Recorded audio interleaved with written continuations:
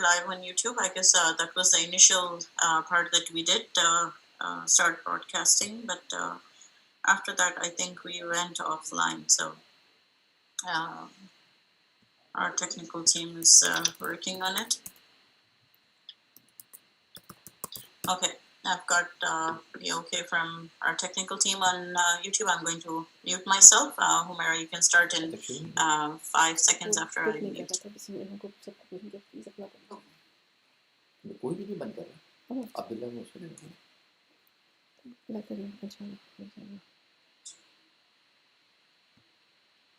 Welcome everyone, and I greet you with the greeting of peace. Assalamu alaikum wa rahmatullahi wa barakatuh. May God's peace and blessings be on each and every one of you. As is our tradition and our way, we will start our program with the recitation from the whole book of Allah, the Quran, and I call on Sister Sarwat to come and recite. अरे भाई क्या हो गया? أعوذ بالله من الشيطان الرجيم بسم الله الرحمن الرحيم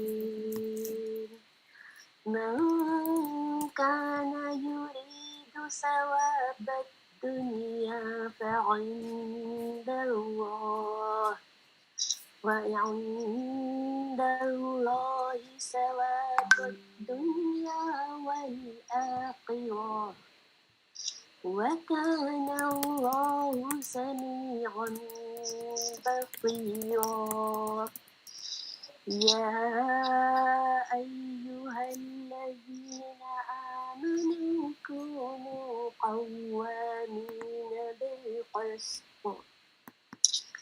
بالقسط شهداء لله ولو على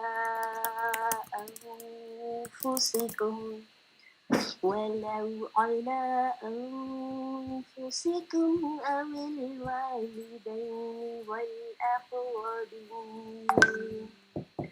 إن يكن غنيا أو فقيرا فالله أولى بهما فلا تتبعوا الهوى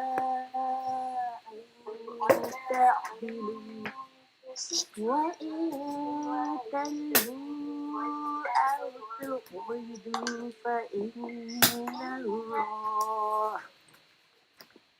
فإن الله كان بما تعملون خبيرا يا أيها الذين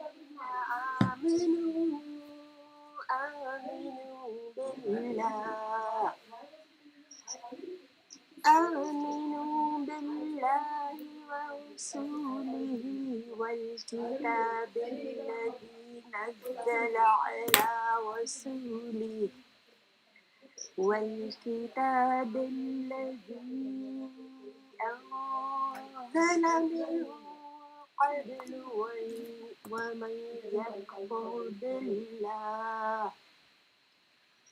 ومن يكفر بالله وملائكته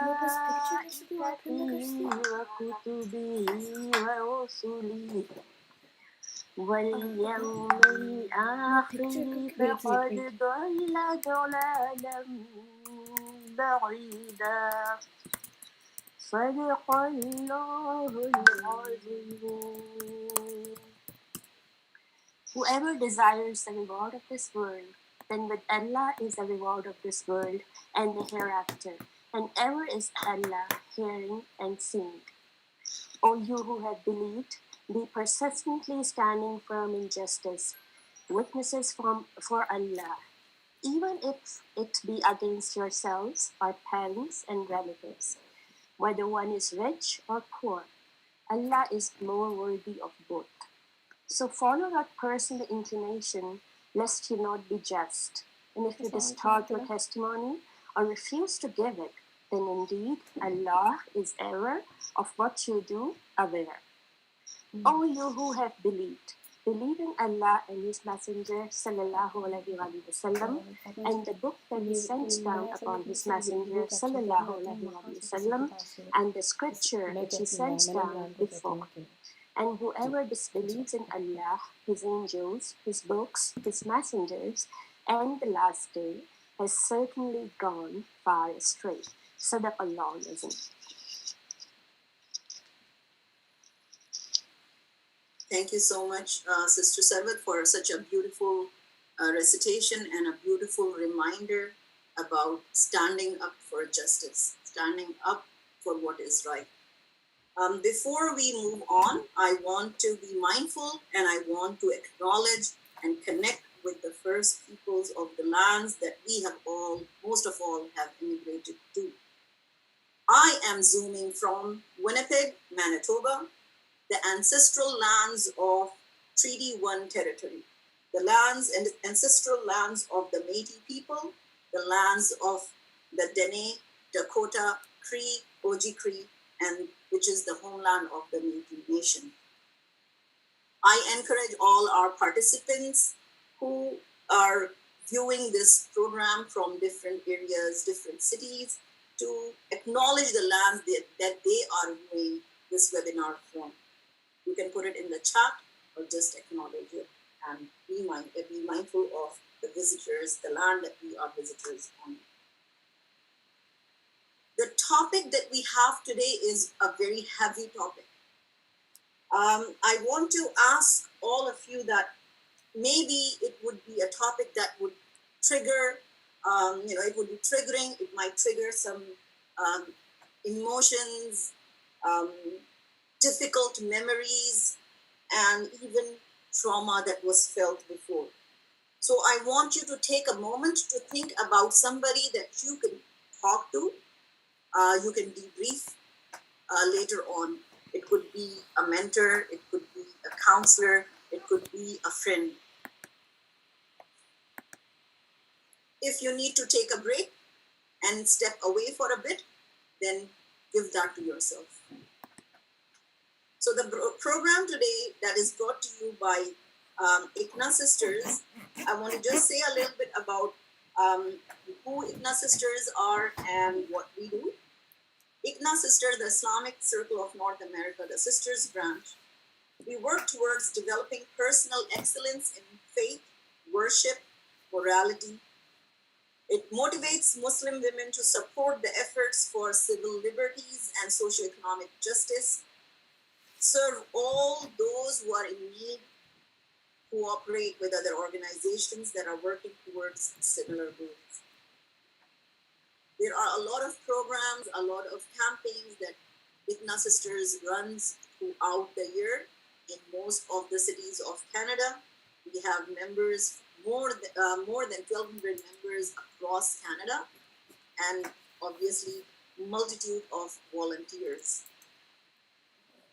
As you might know, that November is the month for the prevention of violence against women, and it also starts the 16 days of action that starts from November 25th and ends on 10th December, which is the International Day of Human Rights. With this purpose of raising awareness on this issue and reviewing and renewing our commitment to support the efforts for erasing or ending violence against women, ICNA Sisters brings such programs every year. Different cities carry out campaigns, actions, donation drives on this occasion, and we also donate to a lot of shelters in most of the cities. As the Quran commands us to stand up for justice for the oppressed, the vulnerable, so this work is a duty and a responsibility for all of us. My name is Humaira Jalil. I am going to be the moderator for today's panel discussion. I live in Winnipeg. I have 4 little kids, and I have been with ICNA Sisters since 2012. I have held different responsibilities at the city level, at the regional level, at the central level. I am a teacher for the for the children's programs, the children's weekend classes, the MCNA classes. I am also a teacher with Ad-Duha Institute for Islamic Sciences. I consider myself an activist, a human rights defender. I am a chair for the Amnesty International, the human rights organization Amnesty International, Group 19 in Winnipeg. I have been with Amnesty International since 2015, and as human rights defenders, we believe in defending human rights for all, no matter who they are. I have been the Chief Operating Officer for the Canadian Muslim Women's Institute in Winnipeg, which is a direct service organization that helps not just women, but women and their families. I have been able to, with the help of Almighty God, I have been able to found an organization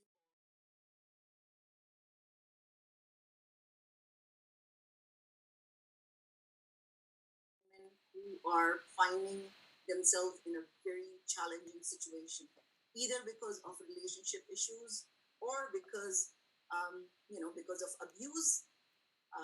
We connect them with the resources in the city. We provide them support for if they have decided to go through on the path of separation and divorce, and we also work with their children. So with me are three wonderful, wonderful women, and I'm so honored to welcome them today. First is Nazish Tayyib. Nazish is the transitional homes lead for Sakina Homes. She manages 3 locations, which are in Toronto, Peel, and Ottawa. She's a born and raised Canadian. She studied social sciences in York University. She's married and she has 2 wonderful boys. Alhamdulillah. She has had the passion for giving back to the community, and she volunteered at shelters, and now is working for Sakina Homes. Thank you so much, Nazish, for being here. The second panelist we have is Michelle. Michelle Robinson is proud to call Calgary her home. She's a second generation Albertan in the energy industry, drafting wells and pipelines and owning a geomedic supply company. She knows the issues facing the people of Calgary, including the needs for jobs, improvements to school infrastructure, playground upgrades, smaller classroom sizes, and mental health support. Michelle is the Indigenous liaison for 12 community safety initiatives, a co-chair of the Missing and Murdered Indigenous Women, Girls, and Two-Spirit Calgary Committee. She is the National Vice Chair of Membership and Organization of the Indigenous Peoples Commission. And Michelle was the first First Nations to run for City Council of Calgary. So thank you, Michelle, for being here. And our third panelist is Iman Dawood. She's a mental health counselor for Nisa Homes in Edmonton, Alberta. Nisa Homes is a women's transitional shelter for immigrant, refugee, and non-status women, Muslim or non-Muslim, who are homeless or at risk of becoming homeless. She has a master's degree in psychological sciences and developed a passion for the mental health field at a very young age. At Nisa Homes, she has been able to join forces with amazing people in the community to provide a safe haven for women experiencing domestic violence, poverty, homelessness, or those who are seeking asylum. As you might know, Nisa Homes is a center of empowerment where the vulnerable are given hope, the broken are rebuilt, and the helpless are given their dignity. As a part of the organization, she works every day to empower women to discover their sense of self and personal identity and to lead lives of their own choice. So thank you, ladies, for being here, for taking time out on a Sunday to come and join us for this panel discussion. So the topic is violence against women and how we can act to stop it. And our actions matter. The statistics regarding violence against women are just terrible. You can see that, I hope you can see on your screens the slide that is being shared. 1 in 3 women worldwide have experienced some kind of violence, and mostly intimate partner violence. Violence impacts women's health, and it's not just a health issue, but it does impact mental health.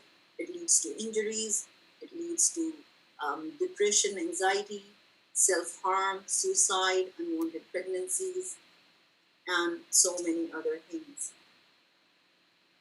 So in Canada, Canada is we have moved to Canada. Most of us think that Canada is one of the countries that maybe these problems do not exist here. But the statistics in Canada are very bad also. 8 in 10 victims have reported intimate partner violence. The statistics show us that Indigenous women are most likely to be affected by all types of violent victimization. Homicide rate for Indigenous women and girls is nearly 7 times higher than non-Indigenous women and girls. Also, we know that the pandemic, which has made us, have isolated us, has increased the rate of violence all over the world. So, without further ado, I will start with our panelists to discuss this important topic. The pattern will be that each panelist will get time to speak on certain questions. They will take 10 minutes, and then I will open the floor to the other 2 panelists to maybe add something that they want to take a minute or 2 there. And then we will move on to the second panelist.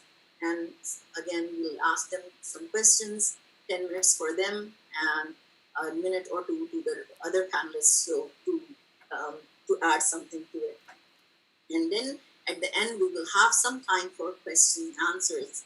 So participants or viewers, you can add questions to the chat box on YouTube, and we will try and take them and give, and the panelists will be able to address them. Okay, so the first questions will go to my sister Iman. Sister Iman, you can unmute yourself. The questions I have for you. Alaikum assalam. So happy that you're here today. So the questions for you are, what are the causes of violence against women in Canada? And as individuals and organizations, how can we, or what can we do to help lessen the violence against women? Please. Thank you for those questions. So first I will share my screen as I've prepared some information to share with everyone. So just give me a moment to do that. Sure. Okay. Can you see the presentation? Yes. Perfect. Okay, so yeah, I'll start with the first question regarding like violence against women in Canada. So what are the cases of violence against women in Canada? As you said, a lot of people have many assumptions about the first world, right? So because we're in Canada, domestic violence is not as big of an issue as it is in third world countries. Some people assume that domestic violence is not as bad, but statistics, like you said, speak against those assumptions and provide counter evidence for that. So first, before I go into like details about cases of violence or domestic violence in Canada, I want to talk about what is violence against women, and I want that to be really clear. So according to the United Nations, Right. Can everyone see the presentation properly? It's flicking on my screen. Is that good? Okay, perfect. So according to the United Nations, violence against women is defined as any act of gender-based violence that results in or is likely to result in physical, sexual, or psychological harm or suffering to women, including threats such as acts, coercion, or arbitrary deprivation of liberty, whether occurring in public or in private life. So this can look like a lot of different things. So this can look like physical abuse, sexual abuse, emotional or verbal abuse, financial abuse, spiritual abuse, and criminal harassment and stalking. So there are a lot of different ways that violence against women presents itself. So let's look at the prevalence of violence against women in Canada. So according to Canadian Women's Foundation 2016, 67% of Canadians are familiar with or know a woman who has experienced physical or sexual abuse. Like you said, Indigenous women are killed at 6 times the rate of non-Indigenous women. So Indigenous women, especially in Canada, are at the highest risk of domestic violence and also of intimate partner homicide. On any given night, 6,000 plus women and children sleep in shelters because it's not safe to go home. And approximately every 6 days, a woman in Canada is killed by their intimate partner. So that for me especially is a very shocking statistic, right? Every 6 days, a woman in Canada is being killed by their intimate partner. And it's something that needs to be talked about more and something that isn't talked about very frequently. Out of 83 police reported intimate partner homicides in 2014, 67 of the victims, or 80%, were women. So especially this is a big issue for women and that concerns women. As I said previously, approximately every 6 days, a woman in Canada is killed by her intimate partner. So this is a really big statistic. And Statistics Canada did some research back in 2011 and kind of broke down these statistics for us. Spousal homicide is a major issue here, and women in violent relationships especially face the risk of homicide by their partners, and that risk increases even more when they attempt to leave. So younger individuals especially are at risk. So people between 15 to 24 are at a really high risk of spousal homicide. And according to police reported data, rates of spousal violence, including spousal homicide, were highest among women aged 15 to 24, with rates falling with each increase in the age cohort.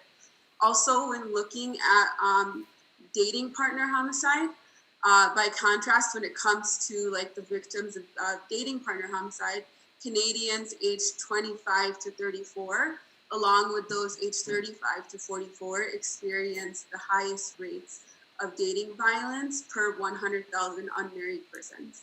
So people in dating relationships.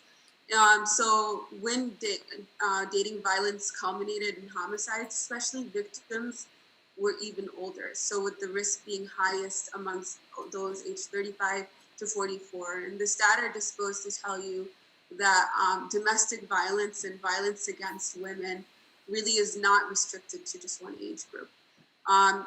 It is really prevalent in young women, amongst young women from age 15 to 24, which is such a young age group. And also, it also affects women that are in their older, right? So that are between 35 and 44.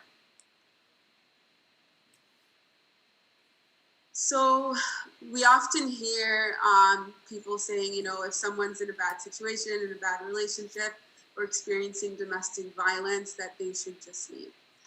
Unfortunately, it's not that simple. The end of a relationship does not mean safety, right? In 2011, according to Statistics Canada, 34% of all police reported intimate partner victims were violently victimized by their previous partner. Additionally, from 2007 to 2011, a woman's risk of being killed by a legally separated spouse was nearly 6 times higher than their risk from a legally married spouse. So these are really important statistics to think about, especially for individuals who might have friends or acquaintances that might be dealing with domestic violence, right, and are frustrated and don't understand why doesn't someone leave. It's oftentimes not safe, and women need the resources and support from the society, from the community, from organizations, from the government in order to help them safely leave. So why should we address gender-based violence? So some people say, in relationships, men are also affected by domestic violence.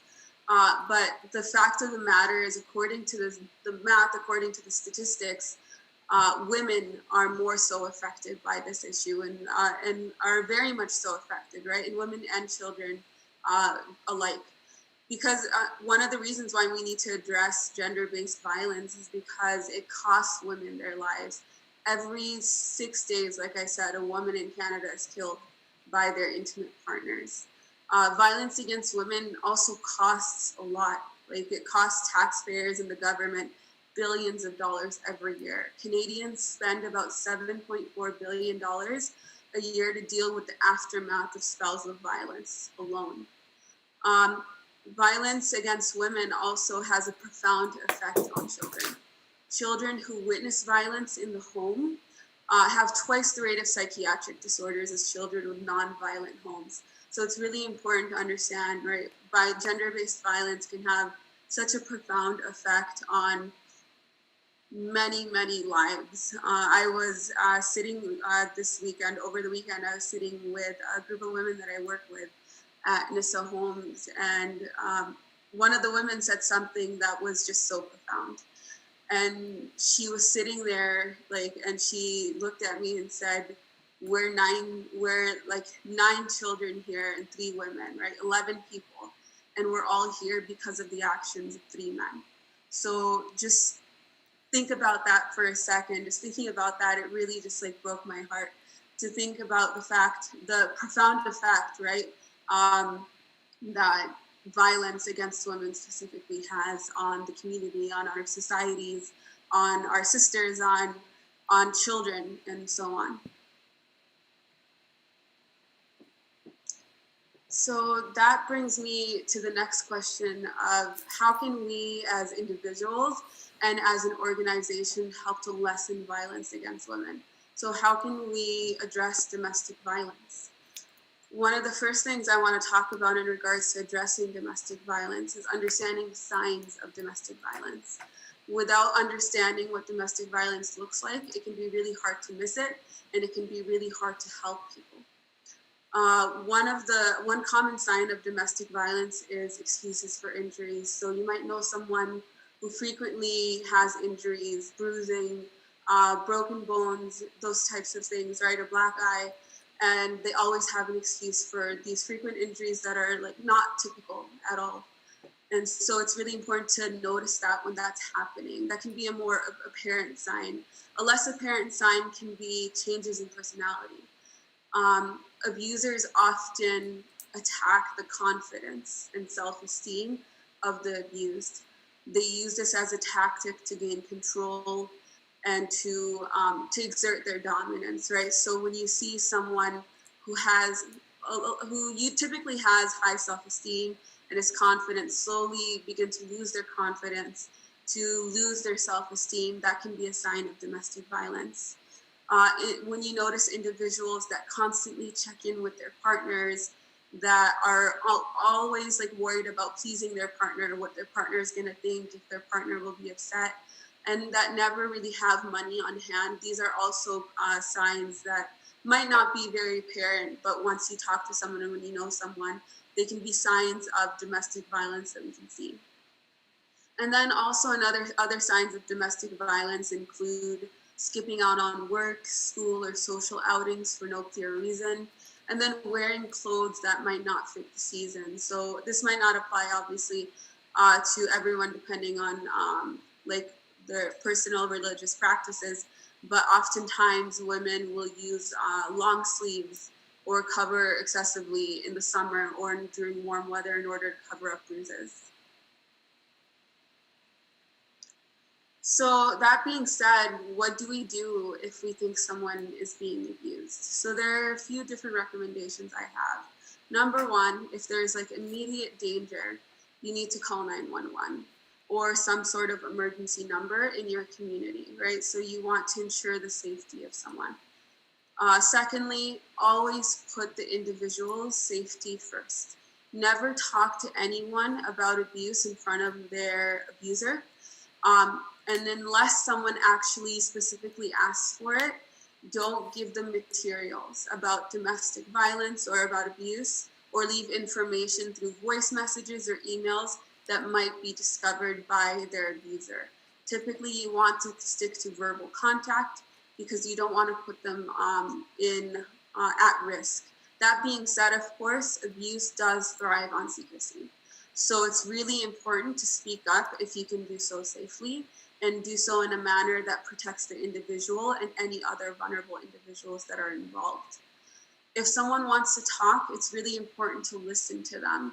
And if they don't, it's also really important to just validate individuals and to tell them, that they don't deserve to be harmed and that you're concerned for them, right? So being there as like extending your hand to someone, even if they don't necessarily take it, can play a huge role in helping them in the long run, because they know that you're always there to help them, or that somebody is always there to help them when they need it. And if someone decides to stay in a relationship, in an abusive relationship, it's really important to approach this without judgment, right? So, like I said, leaving abusive relationships is not that easy, right? There are a lot of things to consider, and it has to be done in a way that keeps the abused individual safe.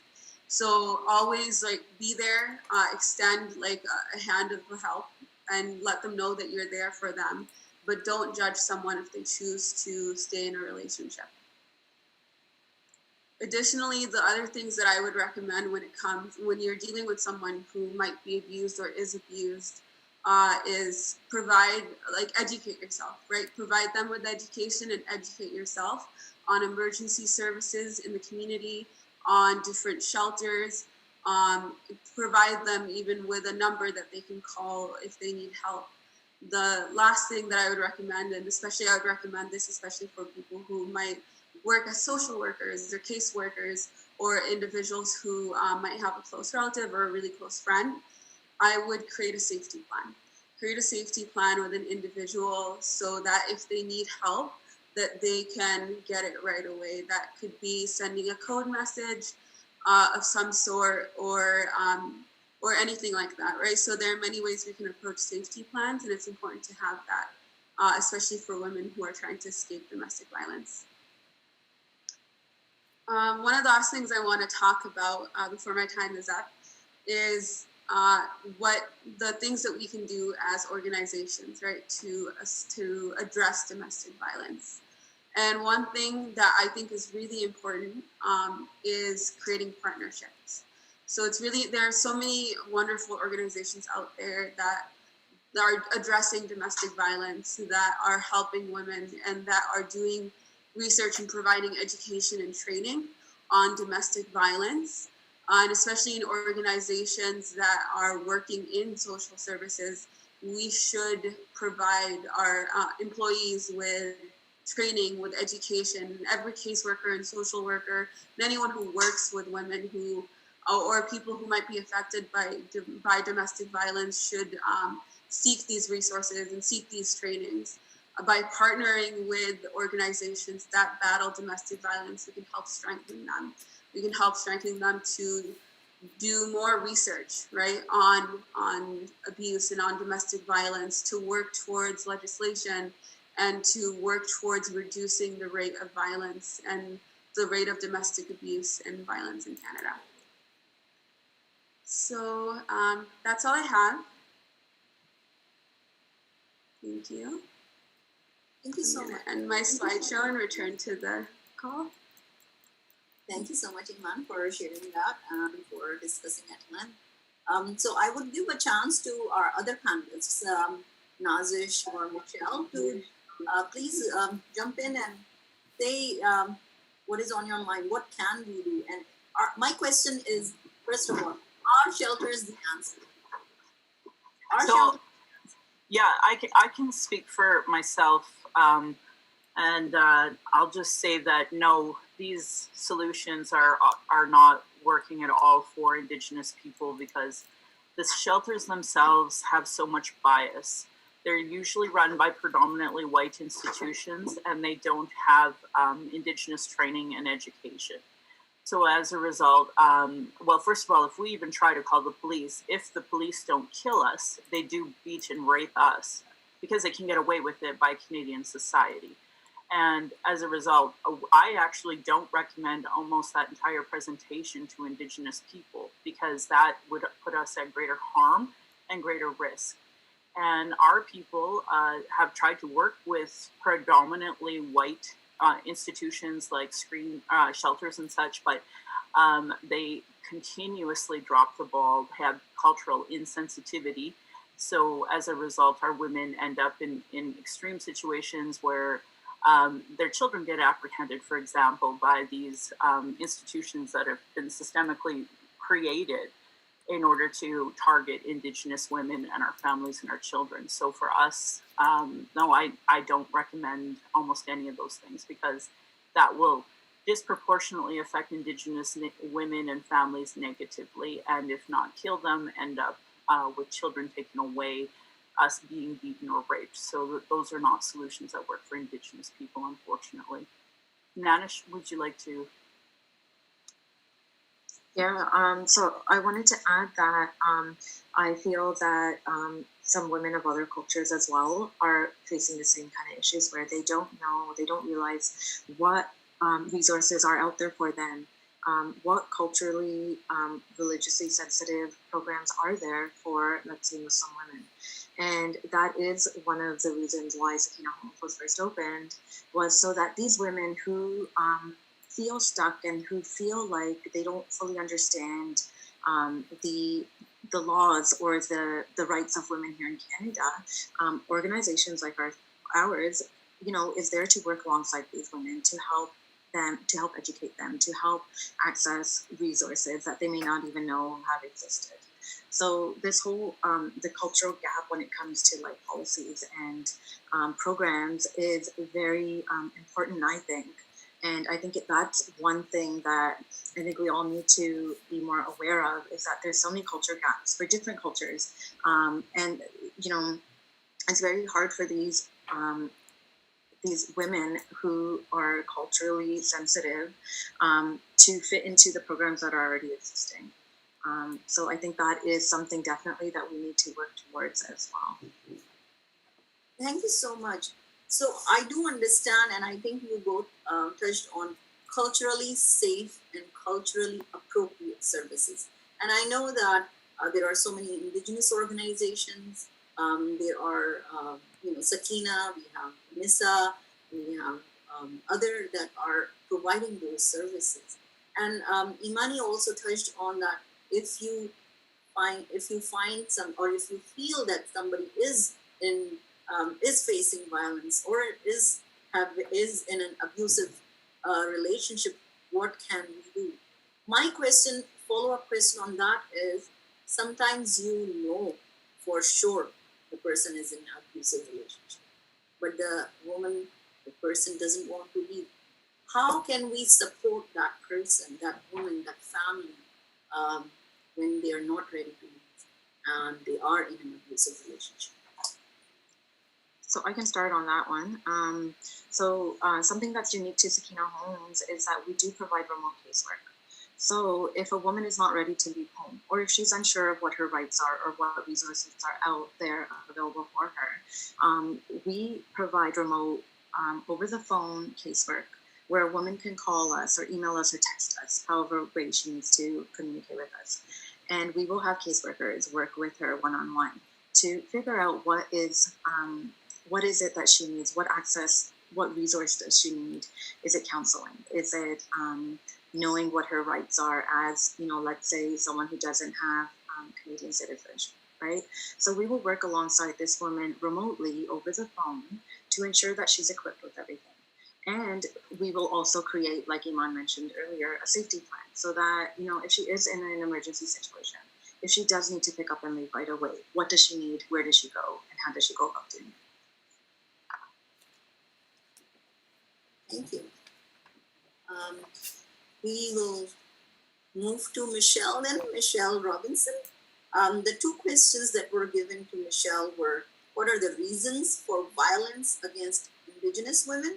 And what can be done at the government level? What do we need to do so that we can, as individuals and organizations, reduce violence against women? All right. Well, thank you so much for having me.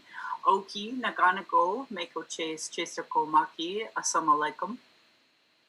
Hello, everybody. My name is Red Thunder Woman. My English name is Michelle Robinson, and I use she and her pronouns. I'm currently on the lands of the Niitsitapi, which is the Blackfoot Confederacy. The Blackfoot south of the imposed U.S.-Canadian border are the Blackfeet, and north of the border are the Siksika, Gunai, and Bagani of the Confederacy. These lands are Treaty 7, signed September 22nd, 1877, with signatures that include the Blackfoot Confederacy, the Stoney Nakoda of the Wesley, Chiniki, Bearspaw Nations, and the Dene from Tsuut'ina Nation. I acknowledge all First Nation, Métis, Inuit, status, and non-status across Turtle Island as the keepers of these unceded lands. All non-Indigenous are treaty partners in treated areas with the government signing on your behalf. I honor the Blackfoot and elders and members that as they've been kind to me on my Red Road journey. Elder Red Crane taught me how to pronounce my spirit name. I was born here in Calgary, or in Blackfoot, Mohkinstsis, as Michelle Elliott, an English name which has afforded me privilege in an English colonial world. My mother is Northern Slavey, or Satu Dene, but my Indian Act imposed status card by the Canadian government says Yellowknives Dene. My father is so Canadian. I am the daughter of the Mayflower and a daughter of the American Revolution while having an Indian Act imposed status card. I acknowledge my Dene lineage and that I was born here in Calgary, but my family is not part of the Treaty 7 signatories. My Dene lineage roots me up in the land of the Hare people, called the Great Bear Lake people in Treaty 11. I'm a native to Turtle Island, and my Dene Nation is a visitor to this area of Clinchotine Indahe, meaning many horse town, named after the Calgary Stampede. Land acknowledgements are critical for creating a safer space for Indigenous, as well as honoring the host as a guest and honoring your role as a treaty partner. Non-Indigenous folks need to see themselves as guests on these lands and carry themselves as they would a guest in anyone's home, which is exactly tied to the conversation that we're having about violence against Indigenous women, is people don't see that and they don't understand that and have perpetrated that violence against us because they don't even see the basic concept of stolen land. My humblest apologies to Blackfoot elders, language keepers, as I learn proper pronunciation. Mistakes and then misinterpretations will be on me. I acknowledge questions so that people can clear up these misunderstandings as soon as possible. And I do not speak on behalf of all Indigenous, but I just share what I know as I walk my red road. Rightfully, every Canadian should remember the 14 women's lives lost today, 31 years ago at the École Polytechnique massacre. On this National Day of Remembrance and Action on Violence Against Women, I see hypocrisy in Canadians because of their long history of violence against women, Indigenous women, Black women, women of color, and gender diverse folks that remained unchecked. Today, we are in a COVID-19 pandemic and in an opioid epidemic. I want to set a stage for you. I, as a Dene girl brought up to white code, was about to turn 13 within a month of this massacre in 1989. It was about 2 years after the December 1987 shooting of Lois Lane, the owner of our bowling alley in the small town of Sylvan Lake I grew up in. The RCMP had a white trailer in their parking lot, and the entire town knew her ex killed her, but the RCMP didn't lay any charges at that time. At the time of the massacre, provinces away, I was having severe migraines from the stress of dealing with my parents' visitation and court battles with my brother and I as pawns in their dispute. One thing they seemed to agree on was that my brother and I could get our Indian status with the new C-31 legislation that allowed my mother to get her Indian status back.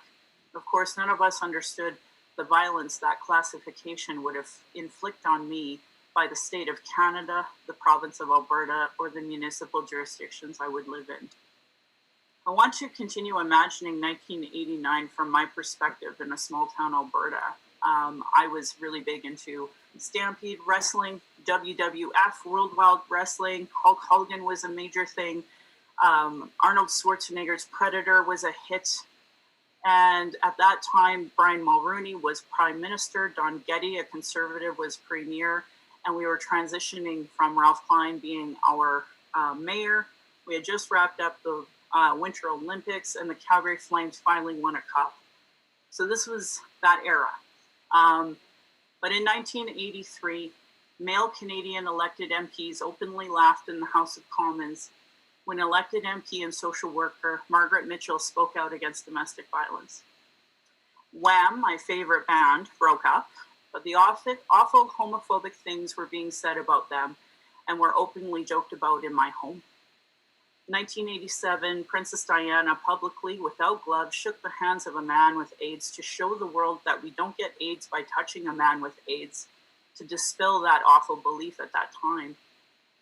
The media in 1989 was laughing off Sean Penn beating Madonna, Mike Tyson beating Robin Givens, Charlie Sheen beating his exes, Burt Reynolds beating Lonnie Anderson.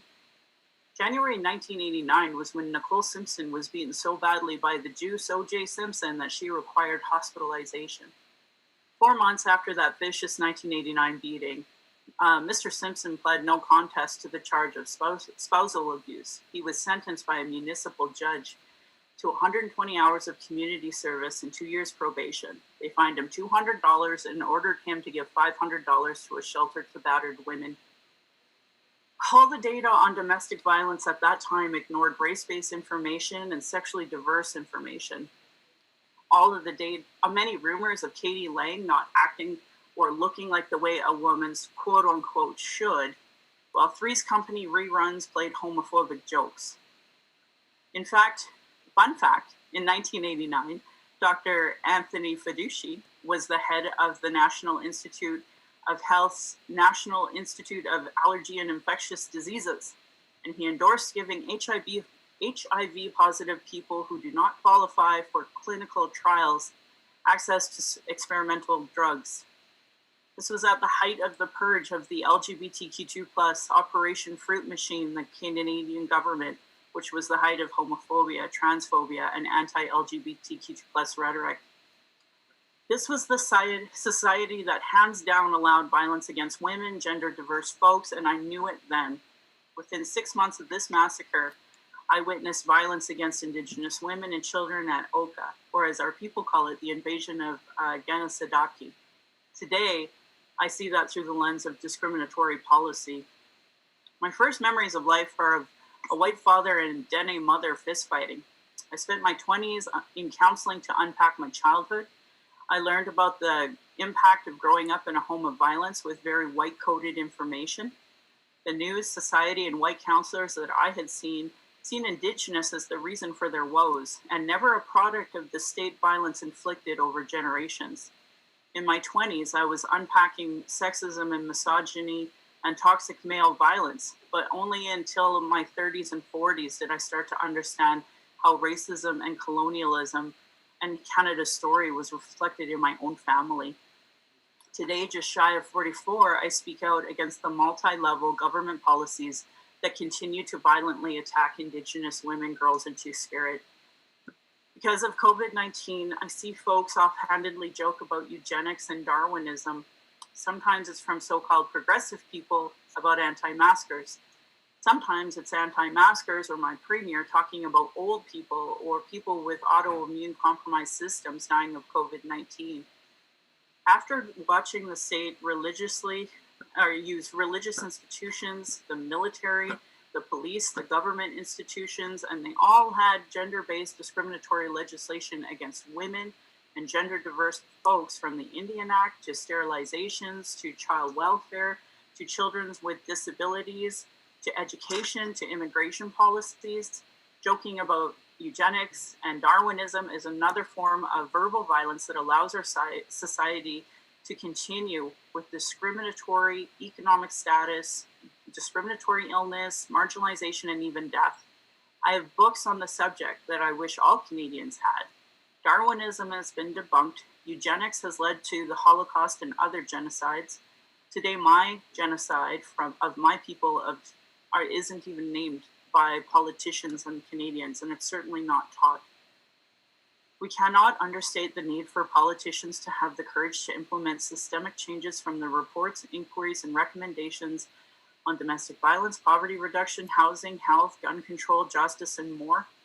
Until my dying breath, I will be talking about the recommendations of the Royal Commission of Aboriginal People, the Truth and Reconciliation Commission reports 94 calls to action, the 231 calls to justice from the National Inquiry on Missing and Murdered Indigenous Women, Girls, and Two-Spirit, and other discriminatory policies that we must undo. So when we talk about solutions, our people have always given the government and Canada the solutions, always. From the day that we were born, we have unmarked burials that nobody wants to see. But we have a national inquiry report, we have the TRC, we have report after report after report of eugenics done against our people. So you want to talk about the root problems, it's 100% colonialism. And these institutions that are supposed to help our people don't. So that's kind of where I wanted to start my conversation with. Masi Cho.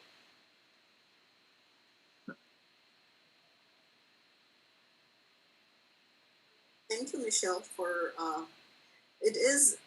I live in Winnipeg, Manitoba, and this is one of the places where we have, I think more than other provinces, we have a bigger population of Indigenous people, like in Toronto and all that. We don't see so much, but there are a lot of organizations here that are working together with different organizations, with newcomer women organizations as well. Starting with the pandemic, yes? You know, I'm going to point this out. Mm-hmm. We think we do, but the women are disproportionately affected with death because we don't. We tell ourselves we work together, but we actually do not. And sometimes that discrimination is so much that our people actually continue to refuse to work with these folks.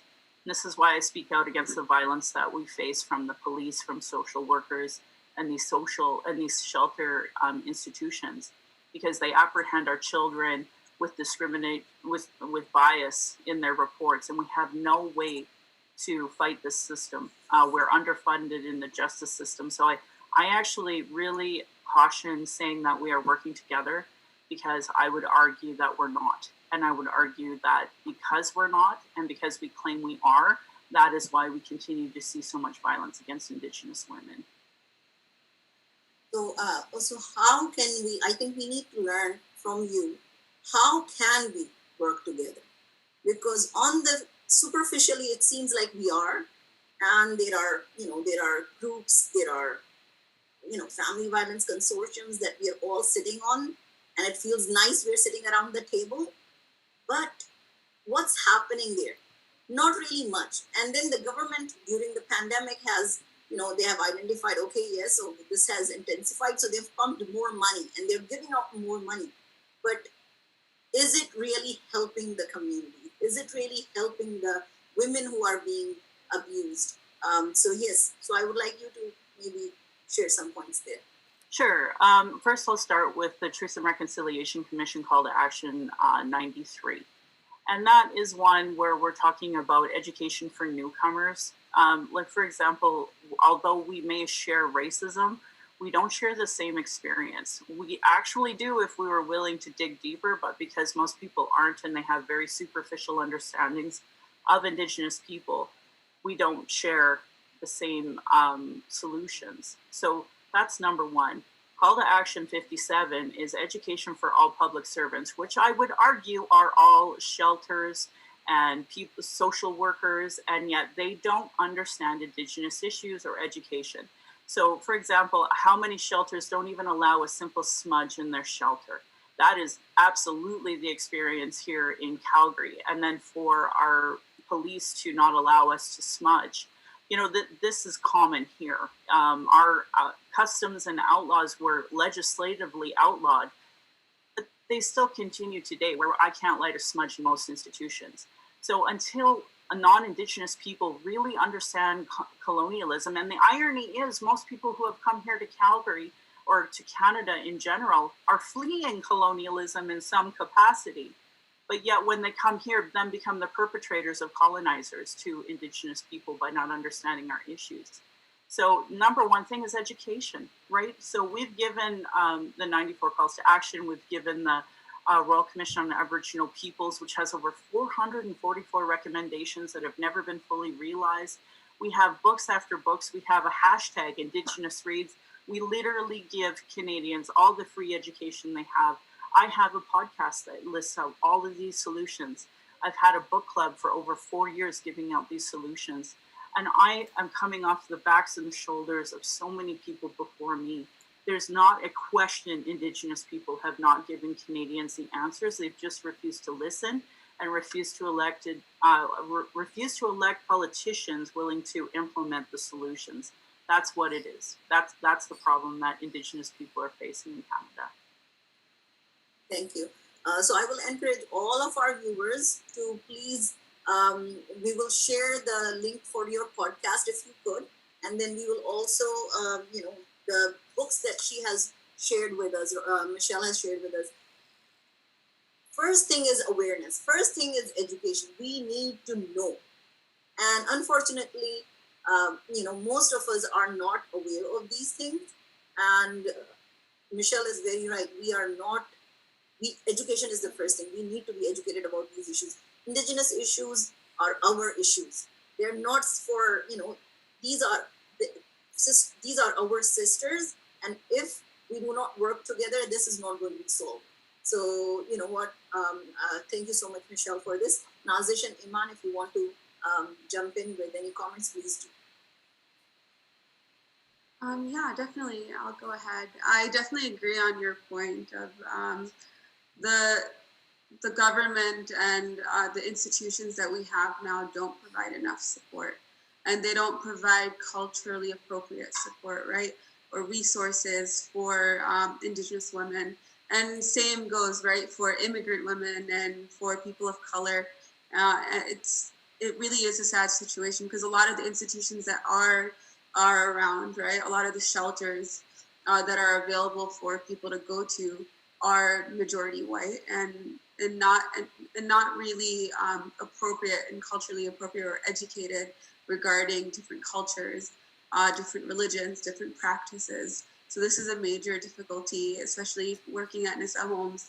A lot of the women, we get Muslim women there, and then we also get a lot of non-Muslim women there that come. And one of the things they say to us is, even though it's a Muslim shelter, we want to come here because this shelter is so different from other ones because it is so respectful of different cultures, and of different religions, and of different beliefs and practices. And that's something that's really missing, right? Is that intercultural education and awareness that's really missing in a lot of different institutions. So thank you for bringing that up.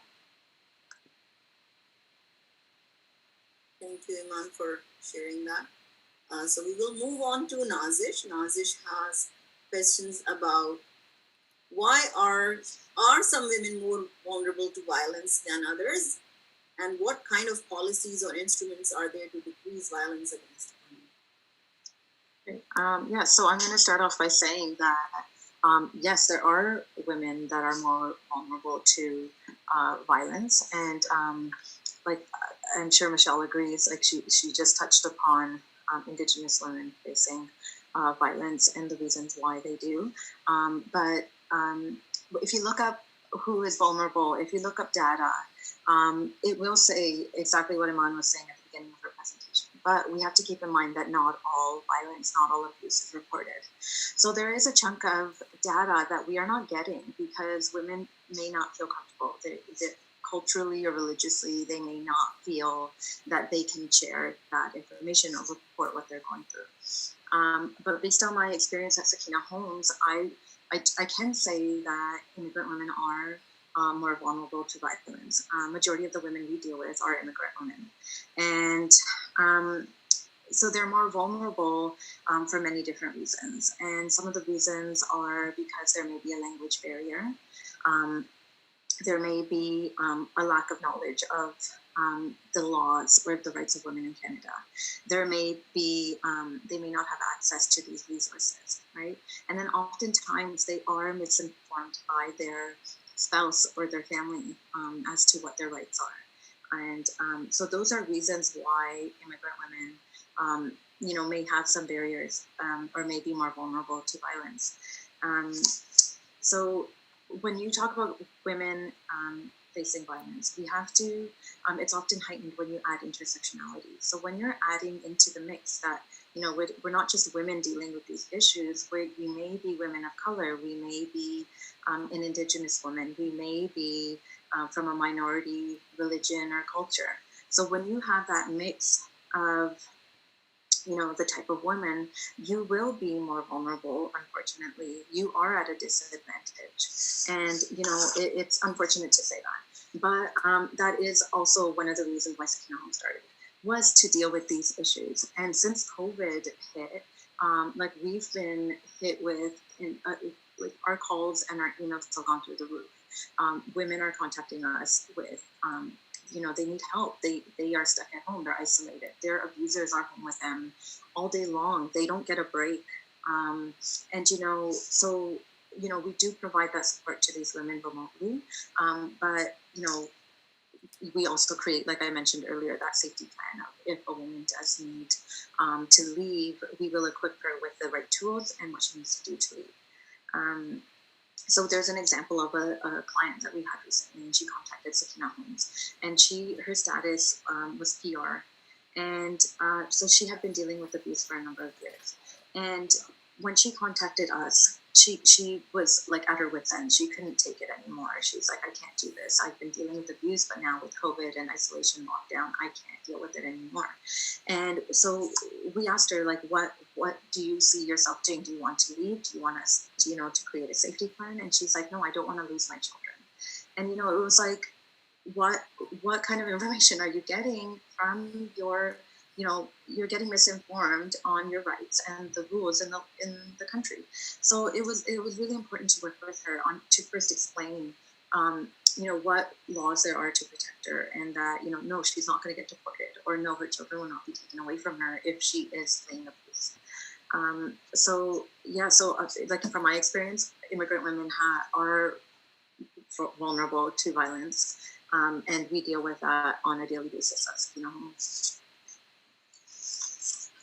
So Nazish, tell me something about, one of the things that is very unique to immigrant women is their immigration status.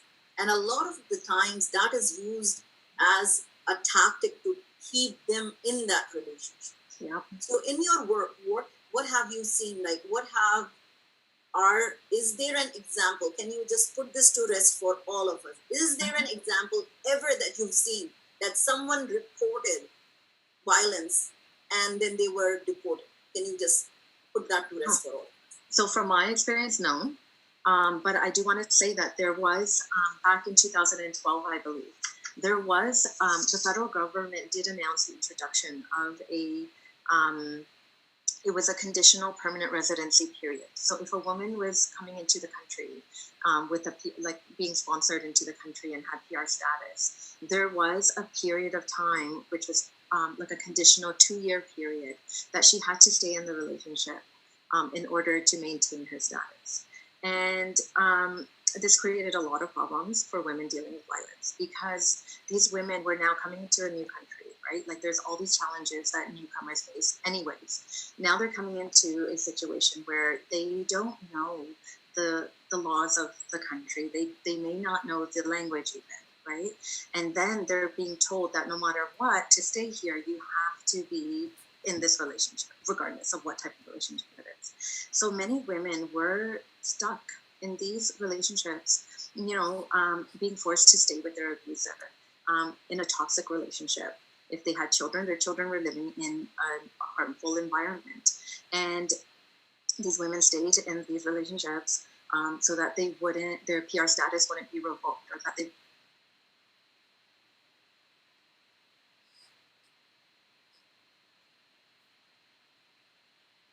Nazish, did we lose you? Okay, I think she got disconnected, so we'll wait for her to come back. But I'll let Iman and Michelle continue the conversation. So there are a couple of questions in the chat. Before, so one is for Michelle, and one of the sisters is asking that I have tried to learn about indigenous culture, and I am, but how can I ensure that I show correct support to indigenous women? Geez, it's tough to know what they've done to try to show their support. So, like, for example, if I don't hear someone give a land acknowledgement, I know they're not a safe person to be around. I know they don't understand treaty. I know they don't respect me as an Indigenous person. And I know they probably don't know any of the reports that I just listed. So, from my point of view, just as I need to learn all the time different intersectionalities of immigration policies that have been imposed on people coming into this country, or different historical policies that affect today, immigration policies. I really wish people would put that same effort into knowing all the different reports on Indigenous issues, for example. And I've talked about media. Media is the number one propaganda, right? So if you're not watching Indigenous-led media, if you're not watching an Indigenous-led report, if you're not watching or reading an Indigenous authored book, then you're actually not helping us in any capacity, because you have to really know your fundamental basics of the land you're on. Because if you don't see yourself as a treaty partner in unceded territory, then we have no base to even start on. So I guess the number one thing is that, I literally have the treaty that I'm on. I have all of the partners tattooed onto me. Now, you don't have to tattoo your body, but I want you to be able to say where you're from. In my book club, for example, we talked about the Indian residential schools, about the location where people were from and growing up. Because we have to, as a nation, still put together over 3,000 unmarked graves across this country. And so if we're not doing it collectively all across the nation, then it will not get done. And I'm just trying to imagine, like, how much effort we put into everybody else's remembrance of Holocaust, and yet we don't acknowledge this one here properly. We don't have, our graves aren't properly marked. And in fact, here in Alberta, a lot of our Indian residential schools have already been sold off in our private land. So people are farming over top of dead Indigenous children. And everyone in Canada seems to be A-okay with that. That is the type of violence against Indigenous women, that even in death, we can't have proper memorials. So if you can't name the land you're on, you can't name your treaty partners, you can't name your treaty, you can't name the Indian residential schools you grew up around or are surrounded by, and the amount of dead Indigenous children that you get to benefit from every single day, then yeah, we have no basis to even start this conversation, really. Well, I hope we will all put more effort into learning. This is our land. This is our new home. The thing is, we know a lot about our own histories from where we come from, but now this is our land and we need to learn more. So I'm with you on that. Yes, Nazish, I see you're back. I'm back. What happened? Okay. No problem. So yes, I'll let you continue. Yeah, I'm just going to pick up. So women were staying in abusive relationships because they were afraid of being deported or for their PR status being revoked. And that was really unfortunate because they were keeping themselves in a harmful situation as well as their children. But then finally in 2017, this was eliminated, and maybe the government felt pressured from organizations, and it was a great victory for organizations that are working with abused women or women facing violence, because now that the women don't have to stay in that relationship just so that they don't get deported. Thank you so much. And I think that was very important for all of us to hear, because that's something that is like a misconception that is so prevalent, and not just like this stops a lot of people from reporting violence.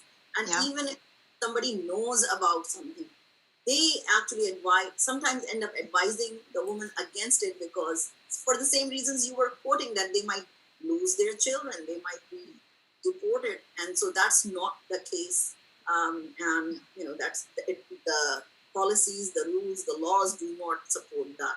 So Right. thank you so much for Yeah, no. clarifying. Mhm.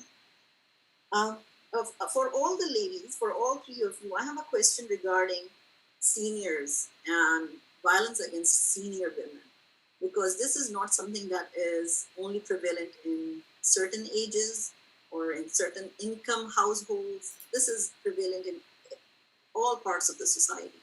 So, how can we support women who have been in that relationship for a very long time, and they just don't know how to get out of that relationship? They don't feel that they are equipped with the skills to be independent, live independently, um, and and what will everyone say? What about what about our reputation? What about the reputation of my home? This is something that needs to stay home. So how can we support senior women who are facing this? Who would like to go? I can add something to that. I think that's why it's really important in different cultures and religions to talk about these issues, to raise awareness, because there has to be a system where we can break this generational cycle of abuse. It starts somewhere, right? And unless we address the backstory, right? We can help these women, we can provide services, but where is there a gap? What else can we do? And I think mental health has a lot to do with it. So anyone that's dealing with violence or abuse has, of course, dealt with some sort of trauma. And to help overcome trauma, you need to deal with mental health. And so, there needs to be not only more discussion and more awareness of mental health issues, and there needs to be introduction of more mental health programs. Because I feel like that is what will break that generational cycle of abuse, right? And even if you're talking about seniors, they've lived their lives believing a certain way, maybe for cultural or religious reasons. But like without that mental health help, you're not going to end up breaking that cycle of abuse. Yeah, I'd like to add on to that, and thank you for bringing that up, because that is such a important issue, especially growing up in an immigrant community, right? I've often seen and met so many women just in my community who deal with domestic violence and who normalize it in their daily lives, and they normalize it for their children and their grandchildren. It's really important. And I really thought that it was important that you brought up the aspect of community, right? So there are legislations, yes, there are institutions, yes, but how does that help immigrant women, right? How does it help women who've been in that situation for decades and decades, who might not understand the language, who might not have, resources or funding to support themselves? So it really does come down to our societies and our communities. It's our responsibility to educate, to provide mental health resources, to provide safe spaces for women, right, who are dealing with things like this, and to provide education and resources that are culturally appropriate and in people's languages, right? If we cannot reach out to people of different cultures, people who speak different languages, so many people are just going to fall through the cracks. Naza mentioned earlier, right? The statistics do say, yes, violence is prevalent, but it doesn't capture the full picture, because there's so many people that are missing from these statistics. And a large population of that is these older immigrant women who have been here for years and who came from cultures or backgrounds where they've just been shunned or stopped from speaking about mental health, or where violence and male violence specifically perpetrated against women has been normalized to such a degree where they don't even think themselves to be in a domestic violence situation.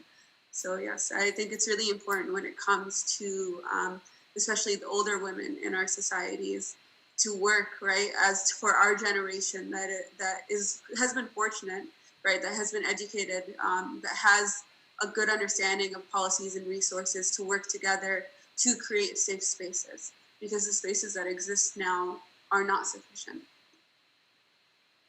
Yeah, great points to all my speakers here that I'm honored to be with. I wanted to say the last Indian residential school closed in 1996.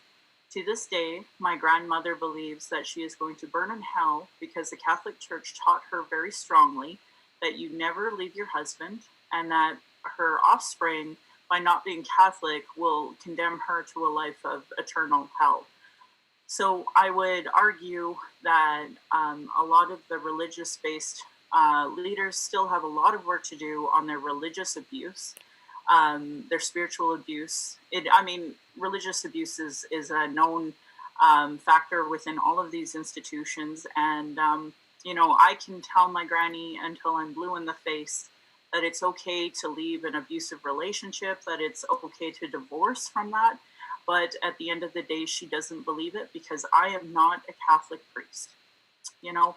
So we have to recognize that it hurts, it's frustrating. I talk about gender diverse folks, and we have lots of my nieces and cousins that are hurt by my own granny because of the homophobia, transphobia, and domestic violent abuse that she was taught through her experience of Indian residential school and having the church such a critical part of her life. And not to speak for her, I'm sure she would be very angry at me and say she's not in any situation like that. But the fact of the matter is, my daughter is the first child to not witness domestic violence, and we have to work really, really hard at breaking these cycles. When it comes to elder abuse, I think one of the problems that we do see, though, right now is that the offspring are being abusive to our elders, and taking their money, using their resources. Now, under the Indian Act, we have very different barriers from immigrant women. We don't have clean drinking water. We don't have safe places to live. We can't own property. There's so many variables that continue to create these barriers for Indigenous elders. So, but by no means do I want to paint Indigenous elders as victims, because I wouldn't even be here if it wasn't for their resiliency. And because of their resiliency, I have a deep internal pride that I can't believe what my granny and her generation survived in order for me to be here. So I just want to end it on that when it comes to elder abuse as well. Thank you so much, all of you. These are tough questions, and I don't think all of us or any of us have answers, complete answers. But there's so much we can do, starting from learning. And this program from ICNA Sisters is one way of beginning that understanding, intercultural understanding, and collaboration. So I have a couple of questions from the audience. One is about, when we talk about violence against women or gender-based violence, the focus is on women. It's a women's issue. In fact, it's not a women's issue. It's a men's issue. That's what I think. So the question is, what do we ask men being part of our society? How do we ask them to acknowledge violence against women as a real problem and become our allies to find the solutions? So I'll let anyone who wants to jump in first. I wanted to say that my husband never witnessed his father raise his hand or his voice at his mom, and same thing with his grandfather.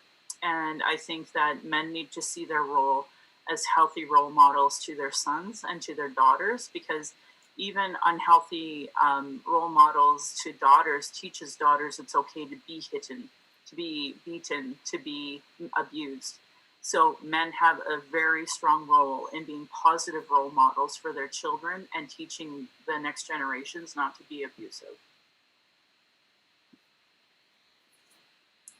Nazish, do you want to?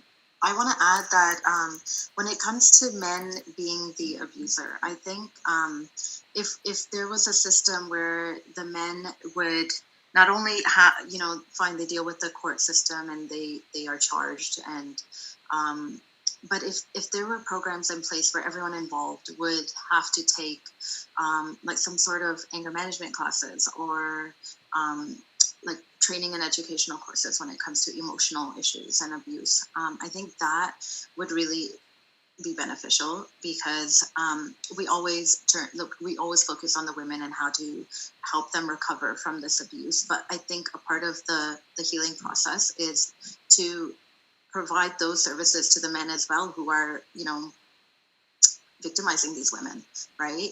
If they were, a part of programs and educational courses that could help them overcome or break the cycle, like that's, I think, is key as well to kind of dealing with this issue.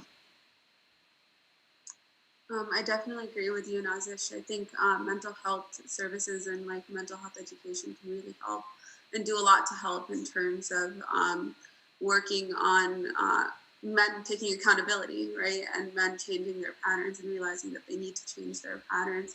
I think that it's really important that as a society that we hold men to the same standards, right? That we, right. So there are so many standards and biases in our cultures that allow for men to think that they're dominant or that they have a right to do something because they are male. And this is an intergenerational issue, right? It's an issue that is present in so many different cultures, and it's something that we need to address together, and we need to step down and put our foot down and say, no, you can't do this, and make men, I guess, realize the effect that they have, right? And also to give people the consequences that they deserve. As a society, as a community, we cannot continue to make excuses, right? We cannot say, oh, he's just angry, it's okay, ignore that, right? We can't say, oh, you should be a good wife and that'll make him happier. We shouldn't say things like that that we've been taught by our grandparents and by our parents. We need to stand up and say no, right? Especially when a lot of us as women also perpetuate these ideas and these biases. So many women tell other women, like you said earlier, Humaira, that so many women tell other women not to report, right? Or tell them to just be patient. Or so many community leaders will say things like that, right? You can work on it, you can figure it out, you do your best and you compromise if he's not compromising. And we need to, as a community, step back, really evaluate these things and the effect that they're having on women and on society as a whole, and the role that they're playing in perpetuating violence against women. And we need to say, that's enough. Everyone will be held accountable, and it doesn't matter if you're male or female. You need to be held accountable for your actions, and there are consequences. Thank you so much. And I agree with all of you. I mean, we need to work with our religious leaders as well, the pastors, the imams, the spiritual leaders, because our societies, our cultures, we value, no matter who, whatever is saying, but we value the advice from our spiritual leaders. And there are a lot of leaders that are working, and they're getting the kind of training for guidance and counseling in such cases. So, victim blaming is a very common thing. So the woman must have done something to get it, right? Be patient, be a better wife, meaning you're probably not doing what you should be doing. So that is, abuse is not, abuse is actually a choice. That person chooses to abuse. And it is also a learned behavior. And I think you all touched on it, that, the cycle of violence. The woman thinks she's doing a good thing by staying in the relationship, but the violence that the children see, it makes it normal for them. And then we see that the children also perpetuate it because that's normal for them. So for anyone, for all of the people who are listening to this program or watching this webinar, I would encourage you to learn about the resources in your city. What are the different resources in your city? What are the helplines? What are the cultural safe spaces, and organizations that are working towards this? And find out more, get involved. We have to take action. We can discuss this at length, but if we don't take action, it doesn't matter, right? It has to start with, what action are you personally going to take? It starts with learning about it, starts with speaking up if there is someone that you know is going through this. Be supportive, supportive without judgment. There should be no judgment. It's very easy for us to say, why doesn't she just leave? It's not that easy. And anybody who's working with women in these situations knows how difficult it is. We have to meet them where they are. So please find out what are the shelters, what are the different resources in your city where you can get help. And one thing that I think is important to point out, you don't have to be going through abuse to call those lines. Even if you want to find out information, you can call and find out anonymously if you want. What do I do if I know somebody who's going through this? So at least find out. Picking up the phone and finding out is, and finding the resources is important. I hope this is just one of the many we will do on this topic, and we'll continue talking on this topic and learning about it. The time is almost up. I will thank first of all our speakers, and I will let them take a moment to say some final words before we end. Michelle, do you want to go first? Well, first of all, thank you for having me. Thank you, everybody, for your insight. I remember trying to talk to the Liberal Party about gender-based violence in general, and it was a very hard conversation that they rejected what I had said, despite trying to work with police on this and other shelters and community organizations. And these are supposed to be the most progressive folks on these issues, right? So